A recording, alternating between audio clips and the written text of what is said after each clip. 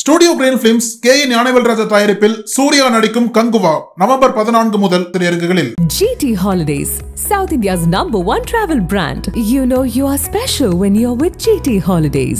Rehearsal பண்ணுற work shop பண்ணுற ஒரு ஆளால் இதை ஈஸியாக பண்ண முடியும். சேத்துப்புலி கோவிந்தன், துப்பாக்கி சித்தன், இந்த மாதிரி இருப்பன் அவருடையவே ட்ராவல் பண்ண ஆட்கள் நம்ம கொண்டு வரதுக்குள்ள இப்போ எனக்கு டக்கு நவரசான்னு சொன்னோன்னே நாயகன் படத்தில் கமல்ஹாசன் அவர்கள் வந்து பேரனை பார்த்து ஒரு ஆஃபீஸில் ஒரு வேக்கண்ட்டுக்கு ரெஸ்யூம் அனுப்புகிறோம் அப்படின்னா அதில் எழுதின டீட்டெயில்ஸ் இருக்கணும் அப்படிங்கிறது ஒரு விஷயம் இருக்குது. அது மாதிரி நடிப்புக்கான வாய்ப்பை தேடிட்டு இருக்கவங்க நிறைய வாய்ப்பு தேடுறவங்க என்னவா நினைக்கிறாங்கன்னா சினிமா அப்படின்னாலே அது இப்போ வந்து பராரிங்கிற இப்போ இந்த படத்துக்காக நீங்கள் ஒர்க் பண்ணியிருக்கீங்க. எங்கள் நிலத்துக்கு தானே நீ வேலைக்கு வந்தவனா? நிலத்துக்கு வேலைக்கு வந்தா ஆக்ட் பண்ணவங்கள வந்து ட்ரைன் பண்ண போகிறோம். ட்ரைன் எதுக்கு பண்ண போகிறோன்னா the given character which is written in the script. அப்போது வந்து அந்த கேரக்டரை நம்ம எப்படி ட்ரைன் பண்ண போகிறோம் அப்படின்றத தாண்டி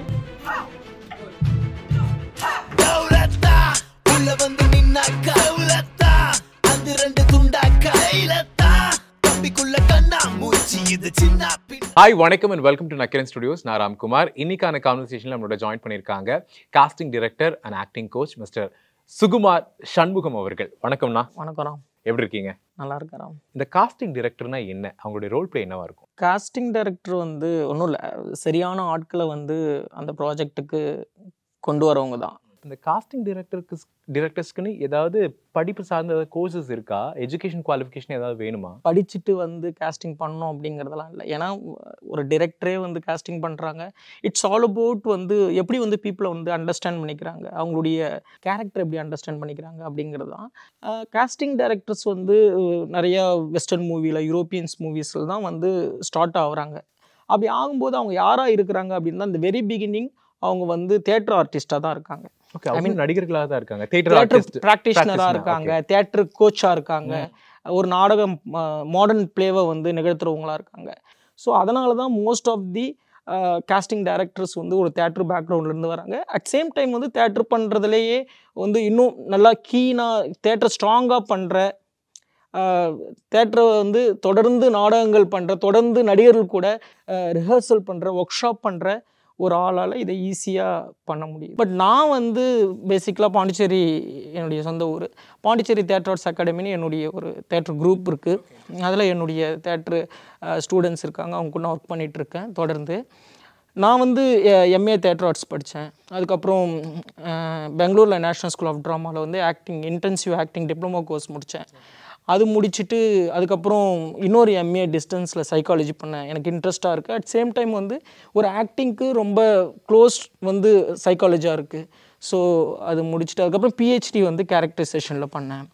என்னுடைய பிஹெச்டி வந்து பிஹெச்டியே வந்து என்னென்னா ஆக்டர், அதாவது ஒரு பெர்ஃபார்மருடைய பயோ சைக்காலஜி அண்ட் ஃபிசியாலஜி, அதனுடைய சயின்ஸ், அதுக்குள்ளார இருக்கிற பயாலஜிக்கல் சேஞ்சஸ் என்னெல்லாம் இருக்குது, எப்படி ஒரு பர்சன் கேரக்டராக மாறினா, அப்படி மாறும்போது உண்டாகிற சில சேஞ்சஸ்லாம் என்ன அப்படிங்கிறது, அந்த டிரான்ஸ்ஃபர்மேஷன் ப்ராசஸ் தான் என்னுடைய பிஹெச்டி ரிசர்ச். ஸோ இது தாண்டி ஒரு தேட்டர் ரிலேட்டடாகவே ஒர்க் பண்ணிகிட்டே இருக்கும்போது ஸோ எனக்கு வந்து ரொம்ப கம்ஃபர்டபுளாக இருந்தது. ஸோ நான் ஃபஸ்ட்டு பாரம் பண்ணேன். பாரம்க்கு முன்னாடி நிறையா பண்ணியிருக்கேன். பட் ஸ்க்ரீனில் கிரெடிட்டடாக வந்தது வந்து பாரம் தான். அந்த அண்டர்ஸ்டாண்டிங்கிற இந்த ப்ராசஸ் இருக்குல்ல, அது எப்படி நீங்கள் பேசிக்காக என்னென்ன அனலைஸ்லாம் பண்ணுவீங்க? ஒரு டைரக்டருக்கு வந்து இந்த காஸ்டிங்கில் வந்து இந்த கேரக்டர் இதெல்லாம் எக்ஸ்பெக்ட் பண்ணுறாரு, இல்லை இந்த ரைட்டரோட ஸ்கிரிப்ட் நான் படிக்கும்போது இதெல்லாம் எதிர்பார்த்துருக்காருங்கிற அந்த ப்ராசஸில் என்னென்னலாம் பேசிக்காக நீங்கள் ஃபஸ்ட்டு திங் வந்து ஸ்கிரிப்ட் வாசிக்கும் போதே ஒரு கேரக்டருடைய டெப்த் அண்ட் ஆர்க் வந்து ரொம்ப ஈஸியாக அண்டர்ஸ்டாண்ட் ஆகிடும். அந்த டெப்த்து புரியும் போதே அந்த டேரக்டருடைய ஆக்சுவலாக அவர் என்ன எக்ஸ்பெக்ட் பண்ணுறாருன்றதையும் ஈஸியாக நம்மளால் வந்து அனலைஸ் பண்ண முடியும். ஸோ ஆல்மோஸ்ட் அதுக்கிட்ட வந்துடலாம். அதுக்கப்புறம் அவர் கூட பேசுறது பழகிறதுன்னு ஒன்று இருக்கும். இது காஸ்ட் பண்ணுறதுன்றதை தாண்டி ஆக்டருடைய மீட்ரு தான் ரொம்ப முக்கியம். ஒரு டேரக்டருக்குமே ஒரு ஆக்டிங் மீட்டர் இருக்குது. அந்த மீட்ரு என்னன்றதை ஃபஸ்ட்டு நான் அண்டர்ஸ்டாண்ட் பண்ணிக்கணும். அதுதான் வந்து என்னுடைய ஃபஸ்ட்டு ரோல். ஏன் அப்படின்னா எனக்கு ஒரு ஐடியா இருக்குது ஆக்டிங்கை பற்றி. ஆக்டிங்கை பொறுத்தவனா ஆக்டிங்க்குன்னு ஜென்ரல் டெஃபினேஷன்லாம் எதுவுமே இல்லை.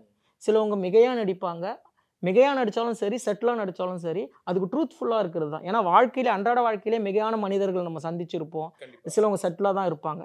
ஸோ ஆக்டிங் வந்து மிகையாக நடிக்கிறாங்க அப்படின்றதால அது வந்து ஃபேக்கான ஆக்டிங் அப்படின்றதில்ல. நிறைய இயக்குனர்களே அவங்களுடைய படங்களை வந்து அவங்களுடைய நடிகர்கள் வந்து மிகையாக நடிக்க வச்ச இயக்குனர்கள்லாம் இருக்காங்க. அதனால் அந்த படங்கள் நல்லா வெற்றி பெற்றதும் இருக்குது, ரொம்ப சட்டிலாக நடிக்க வைக்கிற இயக்குனர்களும் இருக்காங்க. ஸோ ஒரு ப்ராஜெக்ட்டுக்குமே ஒரு நேச்சர் இருக்குது, ஒரு டேரக்டருக்குமே ஒரு ஆக்டிங் மீட்டர் இருக்குது. அந்த மீட்டருக்கு நான் ஒர்க் பண்ண வேண்டியது தான். ஸோ ஃபஸ்ட்டு நான் அவங்க ப்ராஜெக்ட்குள்ளார போயிட்டு டேரக்டருடைய டிமாண்ட் என்னன்றதை அண்டர்ஸ்டாண்ட் பண்ணிக்கிட்டு அதுக்கு நான் ஒர்க் பண்ணணும், அதுக்கு நான் உண்மையாக இருக்கணுன்றது தான். ஓகே, இப்போ நீங்கள் காஸ்டிங்கிற அந்த ப்ராசஸ் முடிச்சிட்டிங்க. இப்போ ஒரு படத்தில் ஒரு டைரக்டருடைய நீடுக்கு ஏற்ற மாதிரி ஒரு ரைட்டரோட ஸ்கிரிப்டை படிச்சுட்டு அந்த நீடை ஃபுல்ஃபில் பண்ணிட்டீங்க. நெக்ஸ்ட் ப்ராசஸ் அந்த ஆர்டிஸ்ட்டுக்கும் உங்களுக்கு இருக்கக்கூடிய ஒரு ஒர்க் சினாரியோ என்னவாக இருக்கும்? காஸ்ட் பண்ணவங்கள வந்து ட்ரைன் பண்ண போகிறோம். ட்ரைன் எதுக்கு பண்ண போகிறோன்னா, the given character which is written in the script. அப்போது வந்து அந்த கேரக்டர் நம்ம எப்படி ட்ரைன் பண்ண போகிறோம் அப்படின்றத தாண்டி நான் எப்படி பார்க்குறேன் அப்படின்னா, ஒரு ஆக்டருக்கு வந்து அனாட்டமி இருக்குது, ஜெஸ்சர் இருக்குது, ஸ்லாங்கில் டிக்ஷன் இருக்குது. இப்போ நிறைய பேர் என்ன நினச்சிட்டு இருப்பாங்கன்னா, நம்ம டப் தானே பண்ண போகிறோம், அதுக்கு எனக்கு டிக்ஷன் பார்க்க போகிறோம், அதுக்கு எதுக்கு வந்து ஸ்லாங்லாம் இருக்குது அப்படின்லாம் நினைப்பாங்க. பட் வந்து ஒரு விஷயத்தை அண்டர்ஸ்டாண்ட் பண்ணிக்கணும். நம்ம என்னென்னா, ஆக்டிங் அப்படிங்கிறது வந்து கொடுக்குற டயலாக்கை த்ரோ பண்ணுறது இல்லை.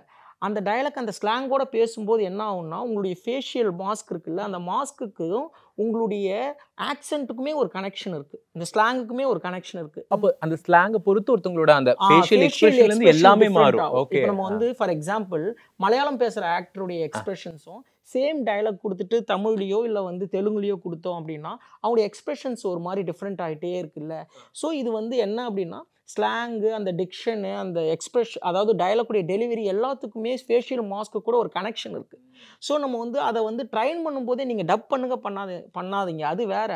ரெண்டாவது வந்து ஒரு சிங் சவுண்டுக்கு எந்த அளவுக்கு நம்ம ஹார்ட் ஒர்க் பண்ணி ட்ரைன் பண்ணுவோமோ அதே மாதிரி தான் அந்த ப்ராசஸ் வந்து நடக்கணும், அந்த ட்ரைனிங் செக்ஷன். ஒன்று. ரெண்டாவது வந்து ஒரு ஜாகிரஃபிக்குமே வந்து ஈச் 200 கிலோமீட்டர் ஜாகிரஃபி டிஃப்ரெண்ட்டில் உள்ள எல்லாருக்குமே ஜெஸ்சர் டிஃப்ரெண்ட் ஆகும், எல்லாருக்குமே வந்து ரியாக்ஷன் டிஃப்ரெண்ட் ஆகும். நான் சொல்கிறத நீங்கள் ரியாக்ட் பண்ணுற மாதிரி ஒரு 500 கிலோமீட்டருக்கு அந்தாண்ட இருக்கிற ஒருத்தர் பண்ணணும். ஏன் அப்படின்னா இது எல்லாமே வந்து அந்த ஏரியாவை சார்ந்தது, அவங்களுடைய பழக்க வழக்கங்களை சார்ந்தது.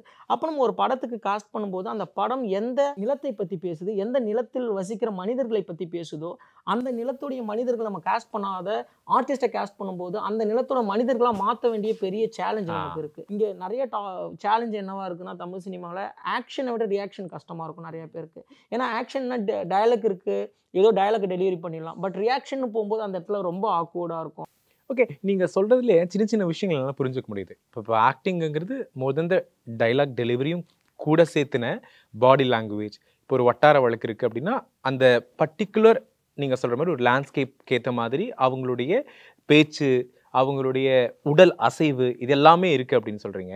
இப்போ நீங்கள் சொல்லுங்கள், ஏன்னா நீங்கள் இப்போ வந்து பராரிங்கிற இப்போ இந்த படத்துக்காக நீங்கள் ஒர்க் பண்ணியிருக்கீங்க.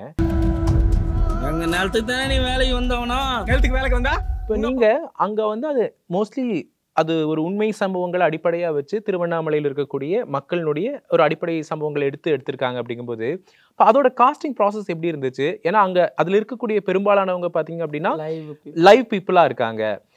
ஸோ அந்த ப்ராசஸ் எப்படி ஒர்க் அவுட் பண்ண முடியுது? லைவ் பீப்புளை நம்ம கொண்டு வரும்போது சில டாஸ்க்லாம் இருக்கும் தான். அவங்க கேமராக்குன்னு வரும்போது எப்படி பண்ணுவாங்கன்னு ஒரு சில விஷயங்கள்லாம் இருக்குது. பட் அதுக்கெலாம் ஒரு ரிஹர்சல் பண்ண வேண்டியதாக இருக்கும். இதில் 2 ப்ராசஸ் இருக்குது. சில ஆக்டரை வந்து ட்ரைன்டு ஆக்டரை வந்து நம்ம காஸ்ட் பண்ணி அவங்கள ஒரு கேரக்டருக்குள்ளே கொண்டு போகிறதுக்கும் நமக்கு ட்ரைனிங் தேவைப்படும். இன்னொரு சைடு வந்து அந்த கேரக்டராகவே வாழ்வாங்க மக்கள்.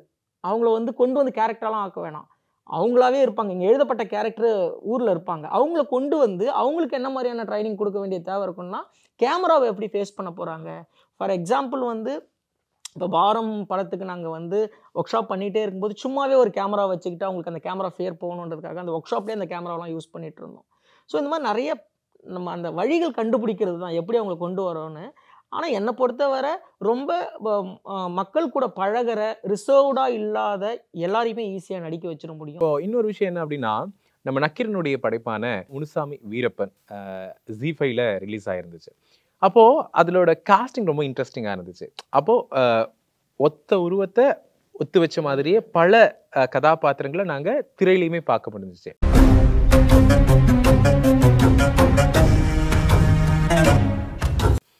அப்போ அதை சொல்லுங்களே, இப்போ இந்த ரியல் இன்சிடென்ட்டோடைய ஸ்டோரி மேக்கிங்கில் காஸ்டிங் டைரக்டருக்கு கூடிய ஒரு பெரிய டாஸ்க் என்னன்னா, இந்த மாதிரி ஃபீச்சர்ஸில், இந்த மாதிரி உடல் அமைப்பில், இவ்வளோ ஹைட்டில் இருக்கணும் அப்படிங்கிறதான் சொல்லுவாங்க. அப்போ அதை எப்படி நீங்கள் ஃபைண்ட் பண்ணுவீங்க? அந்த வே ஆஃப் ஃபைண்டிங் என்ன? இப்போ அவங்கள எப்படி ஒத்துக்க வச்சுட்டு அவங்கள எப்படி படத்துக்காக நடிக்க கூட்டிகிட்டு வருவீங்க? ஏன்னா இட் டேக் லைக் ஒரு மாதம் நீங்கள் காட்டுக்குள்ளே இருக்கணும் அப்படிங்கும்போது அவங்களுடைய அந்த ரெகுலர் லைஃப்லாம் விட்டுட்டு எப்படி வர வைப்பாங்க? அதில் ஒரு பெரிய டாஸ்க் இல்லை உங்களுக்கு?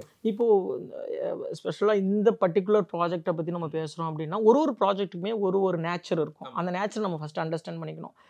ஐ மீன் என்னன்னா, சில ப்ராஜெக்ட்டுக்கு வந்து நம்ம ஆர்டிஸ்ட்டை அவங்க டேரக்டரே சொல்லிடுவாங்க, எங்களுக்கு வந்து ட்ரைன்ட் ஆக்டர் தான் வேணும், தியேட்டர் ஆர்டிஸ்ட் தான் வேணும், லைவ் ஆர்டிஸ்ட் தான் வேணும், இல்லை வந்து செலிப்ரிட்டிஸ் ஆல்ரெடி எக்ஸிஸ்டிங்கில் இருக்கிறவங்க தான் வேணும் அப்படின்ட்டு நிறைய பேட்டர்னுக்கு. ஸோ நம்ம கூசே முனுசாமி வீரப்பன் அப்படின்னு வரும்போது சேத்துக்குழி கோவிந்தன், துப்பாக்கி சித்தன், இந்த மாதிரி வாழ்ந்த ஒரு வீரப்பன் அவருடையவே ட்ராவல் பண்ண ஆட்கள் நம்ம கொண்டு வரதுக்குள்ளார ஒரு சேலஞ்ச் இருக்குது. என்ன அப்படின்னா, அவங்கள வந்து கண்டுபிடிக்கணும் அப்படின்னா நம்ம வந்து நம்பர் ஆஃப் பீப்புளை போய் மீட் பண்ண வேண்டியதாக இருக்குது. அப்போது எல்லோரும் யூஸ்வலாக பண்ணுற மாதிரி எல்லா ஊர்கள்லேயும் நாங்கள் வந்து ட்ராவல் பண்ணி கேஸ்டிங் கால் பண்ணுறோம், அதில் கொண்டு வரோம். அப்போ இன்னொரு முறை என்னென்னா, நம்ம வந்து சிலவங்களுக்கு முகம் ஒத்து போயிடும், பட் வந்து கேமரா முன்னாடி வரும்போது ரொம்ப ஹெசிடேட்டடாக இருப்பாங்க, ரொம்ப ஆக்வர்டாக நிற்பாங்க, அவங்க மட்டும் தனியாக தெரியுவாங்க. சிலவங்க வந்து நல்லா நடிப்பாங்க, பட் வந்து அந்த முகத்துடைய ஒத்துப்போன உருவம் இருக்காது, இருக்கவே இருக்காது. இந்த மாதிரி நிறைய சேலஞ்ச் இருந்தது. சேலஞ்சிங்கான ஒரு ப்ராஜெக்ட் தான். பட் அகெயின் அண்ட் அகெயின் வந்து என்னுடைய இன்புட் மட்டுமே இல்லை. சில நேரங்களில் ஃபார் எக்ஸாம்பிள் வந்து வீரப்பனா காஸ்ட் பண்ணவரை வந்து எனக்கு என்ன தோணுச்சுன்னா, அதாவது அனாட்டமியாவே எனக்கு வந்து டவுட் இருந்தது. ஏன்னா இங்கே டைரக்ஷன் டீமுக்கு சரத்தனாவுக்குலாம் எப்படின்னா, நம்ம ஃபுல்லாக காட்ட போகிறதில்ல, ப்ரொஃபைலாக தான் காட்ட போகிறோம், பெரிய பிரச்சனை இல்லை, எனக்கு வந்து நல்ல பிரிஸ்காக ஓடுற ஆக்டிவாக இருக்கிற ஒரு பர்சன் இருந்தால் போதும் அப்படின்றாரு. எனக்கு என்னென்னா, எனக்கு அவரை மாதிரியே நிறைய பேர் நாங்கள் சந்தித்தோம். ஓகே வீரப்பன் அதே மாதிரி சந்தித்தோம். ஆனால் அவர்லாம் வேணாம் அப்படின்னு சொல்லிட்டு டைரக்டர் சொல்லிகிட்டே இருந்தார். எனக்கு வந்து அது ஒரு டவுட் இருந்துக்கிட்டே இருந்தது. பட் நான் தான் இந்த கேரக்டரையும் நான் தான் கூப்பிட்டு போயிட்டு இன்ட்ரடியூஸ் பண்ணி கொண்டு வந்தேன். இருந்தாலும் கூட எனக்கு ஒரு டவுட் இருந்துக்கிட்டே இருந்தது. பட் அகைன் அது ஷூட் போகும்போது எனக்கு வந்து ரொம்ப சரியான ஒரு சாய்ஸாக இருந்தது. அப்போ தான் எனக்கு புரியுது. ஸோ இட்ஸ் ஆல் அபவுட் எப்படி நம்ம வந்து கம்பைன் பண்ணி ஒர்க் பண்ணுறோம் அப்படிங்கிற. ஓகே, நவரசா அப்படிங்கிற இந்த ஒரு முக்கியமான வார்த்தை நடிப்பில் ரொம்ப முக்கியம். இப்போ எனக்கு டக்கு நவரசான்னு சொன்னோன்னே, நாயகன் படத்தில் கமல்ஹாசன் அவர்கள் வந்து அவருடைய பேரனை பார்க்குறது, இப்போ அவருக்குள்ள அவ்வளோ நவரசத்தையும் வெளிப்படுத்துவார்.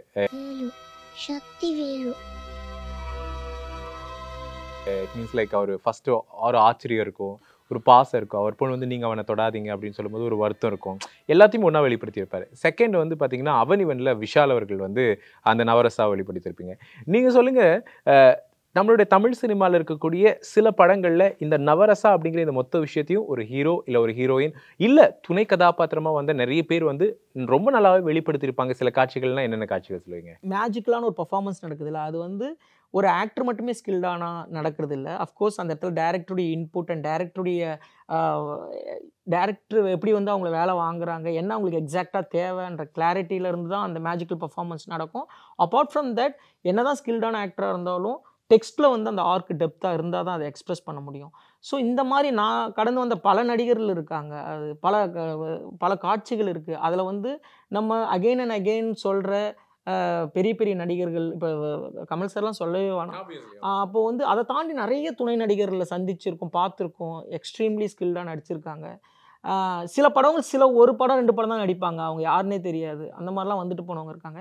எனக்கு வந்து Vadivel sir, Kamal sir, Nasser sir, Manivannan sir, இவங்களுடைய டீட்டெயிலெலாம் வந்து சத்யராஜ் சார்லாம் வந்து ரொம்ப இன்ட்ரெஸ்டிங்காக, எனக்கு வந்து ரொம்ப இம்ப்ரவைஸ் பண்ணுற ஒரு பெர்ஃபார்மராக சத்யராஜ் சார்.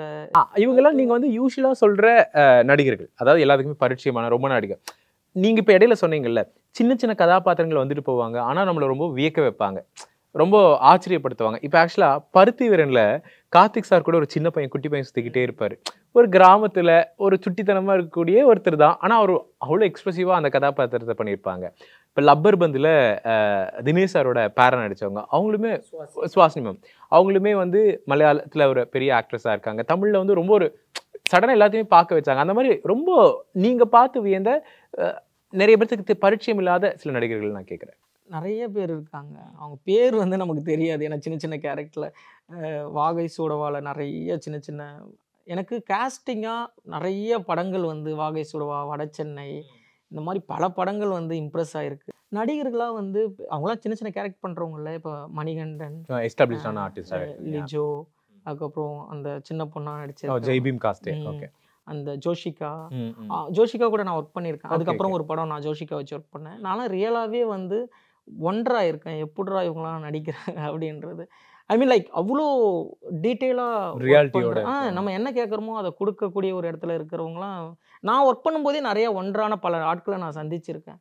அதுக்கப்புறம் வந்து வடசென்னையில் இந்த அன்பு தனுஷருடைய மச்சானா சக்தி சரண்சக்தி, இந்த மாதிரி நிறைய கேரக்டர் வந்து அடிக்கடி பார்க்கும்போது ரொம்ப ஸ்கில்டாக நமக்கு ஃபீல் ஆகும். கண்டிப்பா. இப்போ ஒரு ஆஃபீஸ்ல ஒரு வேக்கண்ட்டுக்கு ரெஸ்யூம் அனுப்புறோம் அப்படின்னா அதுல என்ன டீடைல்ஸ் இருக்கணும் அப்படிங்கிறது ஒரு விஷயம் இருக்கு. அது மாதிரி ஒரு காஸ்டிங் டைரக்டருக்கு ஒரு ப்ரொஃபைல ஒரு ஆர்டிஸ்டோ இல்ல நடிப்புக்கான வாய்ப்பை தேடிட்டு இருக்கவங்க அனுப்பும்போது அதுல முக்கியமான விஷயங்கள் என்னென்னவா இருக்கணும், இல்ல அதுக்குன்னு ஒரு ஸ்ட்ரக்சர் இருக்கா? ஒரு காஸ்டிங் ப்ராசஸ் வந்து அது வந்து பேஸ்ட் ஆன் டிரெக்டர் அண்ட் இல்லை காஸ்டிங் பண்ணுற அசோசியேட் டைரக்டர்ஸாக இருக்கலாம், இல்லை காஸ்டிங் டைரக்டர், அது டிபெண்ட்ஸ். ஒரு காஸ்டிங் டைரக்டருமே ஒரு ப்ராசஸ் இருக்கும். பட் நான் அது எனக்கு தெரியல எப்படி பண்ணுறாங்கன்னு. பட் நான் பண்ணுற ப்ராஜெக்ட்குள்ளார நான் என்ன எக்ஸ்பெக்ட் பண்ணுவேன் அப்படின்னு ஒன்று இருக்குது. எனக்கு வந்து என்னென்னா இம்ப்ரவைசேஷன் ஸ்கில் உள்ளவங்க ரொம்ப முக்கியமான ஒரு ஆளாக நான் கன்சிடர் பண்ணுவேன். இம்ப்ரவைசேஷனும் அண்ட் வந்து ப்ரெசன்ஸ் ஆஃப் மைண்ட். ஏன் அப்படின்னா இம்ப்ரவைசேஷன் பண்ணுறவங்களால மட்டும்தான் ஒரு ஸ்பான்டேனியஸான ஒரு சிச்சுவேஷன், அதாவது அன்எக்ஸ்பெக்டட் சிச்சுவேஷனை கூட ஹேண்டில் பண்ணுற ஒருத்தவங்களுக்கு யாரால் முடியும் அப்படின்னா அந்த இம்ப்ரவைசேஷன் ஸ்கில் உள்ள ஒருத்தவங்களால தான். அப்போ நான் வந்து ஆடிஷன் பண்ணும்போதே எனக்கு ஒரு ப்ராசஸ் இருக்குது. நான் வந்து ஒரு எடுத்தவொடனே டயலாக்கை கொடுத்து எல்லாம் பண்ண சொல்ல மாட்டேன். நான் ஒரு சிச்சுவேஷனை சொல்லிவிட்டு அந்த சிச்சுவேஷனை ஹேண்டில் பண்ண சொல்லுவேன். அந்த சிச்சுவேஷனை அவங்க ஹேண்டில் பண்ணும்போதே அவங்களுடைய இம்ப்ரவைசேஷன் ஸ்கில் நமக்கு தெரிஞ்சிடும். சம்டைம் நான் எக்ஸ்பெக்ட் பண்ணாத அளவுக்கு இன்ட்ரெஸ்டிங்காக அதை பண்ணும்போதெல்லாம் இவங்களை அப்போ அவங்கள வச்சு ஒர்க் பண்ணும்போது தான் வந்து நம்ம எக்ஸ்பெக்ட் பண்ணுற டைமென்ஷன் அண்ட் ஃப்ளேவர்ஸ் வந்து அந்த ஆக்ட்ரஸ் கிட்டேருந்து வரும். எனக்கு தெரிஞ்ச நிறைய ஃப்ரெண்ட்ஸ் இருக்காங்க சினிமாவில். அவங்க நானும் நிறைய பேருக்கு அனுப்பிச்சிருக்கேன்டா, எதுவும் கிளிக் ஆகவே மாட்டேங்குது அப்படிங்கிறாங்க. அப்போது ஒரு ப்ரொஃபைல் ஃபர்ஸ்ட் இம்ப்ரெஷனாக என்னென்ன விஷயங்கள் இருக்கணும், இல்லை எதனால் அந்த ப்ரொஃபைல்ஸ் எல்லாம் வந்து சிலதை வந்து தேவையில்லை அப்படின்னு நீங்கள் வந்து ரிஜெக்ட் பண்ணுறதா? நிறைய வாய்ப்பு தேடுறவங்க என்னவா நினைக்கிறாங்கன்னா சினிமா அப்படின்னாலே அதுக்குள்ளார அழகாக இருக்கணும், ரொம்ப பியூட்டிஃபுல்லாக இருக்கணும், அப்போ அதுக்கு ஒரு ஃபோட்டோ ஷூட் ஒன்று பண்ணணும் அப்படிலாம் நினச்சிட்டு இருக்காங்க. பட் வந்து எடுக்கிற எல்லா படங்களும் அப்படி இல்லை. கதைன்னு ஒன்று இருக்குது. அந்த கதை தான் அந்த லுக்கை டிமாண்ட் பண்ணுது. அந்த கதை தான் வந்து அந்த அப்பீரன்ஸை வந்து எக்ஸ்பெக்ட் பண்ணுது. அப்போ அந்த அப்பீரன்ஸை வந்து இவங்க என்ன டிஃபால்ட்டாக அண்டர்ஸ்டாண்ட் பண்ணிக்கிறாங்கன்னா நம்ம அழகாக இல்லை அப்படின்னா நம்ம படத்தில் வாய்ப்பு கிடைக்காது அப்படின்றதால மேக்கப் ஓவராக போட்டுக்கிட்டு அவங்க யாருன்னே நம்மளால் ஜட்ஜ் பண்ண முடியாத ஒரு இடத்துல இருக்கும். ரெண்டாவது, எந்த படத்துக்குமே என்ன கதைன்னு தெரிஞ்சுனா ப்ரொஃபைல் அனுப்ப மாட்டாங்க இல்லைங்களா? ப்ரொஃபைலை ரேண்டமாக அனுப்பிச்சிடுவாங்க. அப்போ நம்ம வந்து அந்த ப்ரொஃபைலை பார்க்கும்போதே நமக்கு கதை தெரியும். காஸ்டிங் டைரக்டரா நம்ம கனெக்டே ஆகாது, ஒரு டைரக்டருக்கும் கனெக்ட் ஆகாது. அப்போ என்னன்னா என்னை பொறுத்தவரை ஒரு டிஃப்ரெண்ட் 4-5 ஃபோட்டோஸ், ஒரு ஃபோட்டோவாக இருந்தாலும் வேற இல்லை. அதான் இப்போ டிஃப்ரெண்ட்டாக அப்படிங்கிற கேரக்டராக இருக்கணும், ரூரலாக இருக்கணும், இல்லை ஒரு கம்பெனில வேலை செய்ய ஒரு ஐடி பையன் மாதிரி இருக்கணும், ஒரு விவசாயத்துல இருக்கிற மாதிரி இருக்கணும். பட் அது ட்ரூத்ஃபுல்லா இருக்கணும், போட்டோ ஷூட் பண்ற மாதிரி இருக்க கூடாது. சோ அதுக்கு ஒரு மேக்கப் போடலாம் கூடாது. அந்த லைவ் என்விரான்மென்ட் இருக்கு. கலை எடுக்கறாங்கன்னா அதுக்கு ஒரு மேக்கப் போட்டு கலை எடுப்பாங்க. சோ அந்த லைவ் என்விரான்மென்ட்டா இருக்கணும். சோ என்ன பொறுத்தவரை ஃபர்ஸ்ட் இம்ப்ரெஷன் வந்து ரொம்ப முக்கியமானது. அந்த இம்ப்ரெஷனை கொடுக்கணும்னா ப்ரொஃபைல்லே இவங்க ப்ராப்பரா தன்னை வந்து கொடுக்கணும். அப்புறம் இப்போ இந்த இது ரீல்லாம் இருக்குல்ல, அவங்களுடைய ரீல் வந்து நம்ம பார்க்குறோம். நிறைய பேர் வந்து அவங்களுடைய ரீல்ஸ் ரீல்னா நான் சொல்றது டிக்டாக் அந்த மாதிரி இல்ல புரியுது அவங்களோட ஆக்டிங் ஒர்க்கிங்கான ரீல்ஸ் எல்லாமே அது வந்து ரொம்ப ஆத்தென்டிக்கா இருக்கலாம், ரொம்ப இன்ட்ரெஸ்டிங்கா இருக்கலாம். ஸோ இதில் வந்து கான்சென்ட்ரேட் பண்ணலாம். லாட்ஸ் ஆஃப் ஃபோட்டோஸ் அனுப்புவாங்க, அதை அவாய்ட் பண்ணிட்டு ஒரு 5 டிஃப்ரெண்ட் கேரக்டர்ஸு அண்டு அவங்களுடைய லிங்க், அதாவது யூடியூப்டைய லிங்க் அந்த அவங்க அப்லோட் பண்ணி வச்சுருப்பாங்களா, அவங்க பண்ண ஷார்ட் ஃபிலிம்ஸாக இருக்கட்டும், அவங்க பண்ண டிஃப்ரெண்ட் ஒர்க்கை வந்து கேதர் பண்ணி எடிட் பண்ணி அந்த லிங்க்கை அனுப்பலாம். ஸோ இது வந்து வெக்ஸ் ஆக்காது. ஒரு அசிஸ்டன்ட் பார்க்குறதா இருந்தாலும் ஒரு காஸ்டிங் இவங்க லோட் அனுப்பிச்சிட்டே இருப்பாங்க. That won't help us. Okay, so நிறைய ஃபோட்டோஸ் வேண்டாம், அளவான ஃபோட்டோஸ், ஒரு 5 ஃபோட்டோ டிஃப்ரெண்டான கேரக்டர்ஸ். அந்த கேரக்டர் பக்கா ரூரலாக இருக்கலாம் அண்ட் ரொம்ப ஹைஃபையாக இருக்கலாம், டிஃப்ரெண்ட்டாக இருக்கலாம். பார்க்கும்போதே இவங்களா இது அப்படின்னு எங்களுக்கு தோணும். மேபி காஸ்டிங் இருக்கு, இந்த படத்துக்கு இல்லைனாலும் ஏன் அந்த படத்துக்கு கேட்டாங்களோ அது கரெக்டாக இருப்பாங்க அப்படிங்கிற. ஓகே, ஆனால் அதே காஸ்டிங் டைரக்டரால் நீங்கள் வந்து ரொம்ப பார்ஷாக ஒரு ஐடி கம்பெனியில் வேலை செய்கிற ஒரு பொண்ணு மாதிரி எனக்கு ப்ரொஃபைல் வந்துச்சு. பட் நான் ஒர்க் பண்ணுற படம் வந்து கம்ப்ளீட் ரூரல், என்னால் கனெக்ட் பண்ணவே முடியாது. அப்போ வந்து எனக்கு என்ன தோணுன்னா, ஓகே அந்த மாதிரியான ஃபோட்டோஸ் வரும்போது அவங்களுக்கு ஃபர்ஸ்ட் ப்ரிஃபரன்ஸ் கொடுக்க வேண்டிய சான்சஸ்லாம் இருக்கும். நிறைய விஷயங்கள், அதாவது காஸ்டிங்னா என்ன, காஸ்டிங் டைரக்டரோட ரோல் என்ன, ஒரு சாதாரண ஒரு மனிதரை எப்படி நடிகராக்கலாம், நடிகராகணும்னு நினைக்கிறவங்களுக்கு எப்படி ஒரு ப்ரொஃபைல்ஸ் இருக்கணும் அப்படின்னு டீடைலிங்காக நிறைய விஷயங்கள் நம்ம இன்றைக்கி உங்களோட பேசினோம். ரொம்ப சந்தோஷம். உங்களுடைய டைமுக்கு நிறைய படங்கள், அதாவது அதுக்கான ஒர்க்கெல்லாம் போயிட்டே இருக்குது. தொடர்ந்து நிறைய படங்கள் பண்ணணும். உங்களுடைய சக்ஸஸை நாங்கள் இன்னும் நிறைய பார்க்கணும் அப்படிங்கிறது எங்களோட நக்கீரன் டீம் சார்பாக உங்களுக்கு வாழ்த்துக்கள். இவ்வளோ டீட்டெயில்ஸ் வந்து பேசுறதுக்கு சான்ஸ் கொடுத்த நக்கீரன் ஸ்டுடியோவுக்கு ரொம்ப நன்றி. சினிமா தளபதி இன்று அரசியல் தலைவர். தடைகள் 1000 கடந்த கதைகள் சொல்லும் விறுவிறுப்பான நக்கீரன் பப்ளிகேஷன் புத்தகங்கள் உங்கள் நக்கீரன் பதிப்பகத்தில்.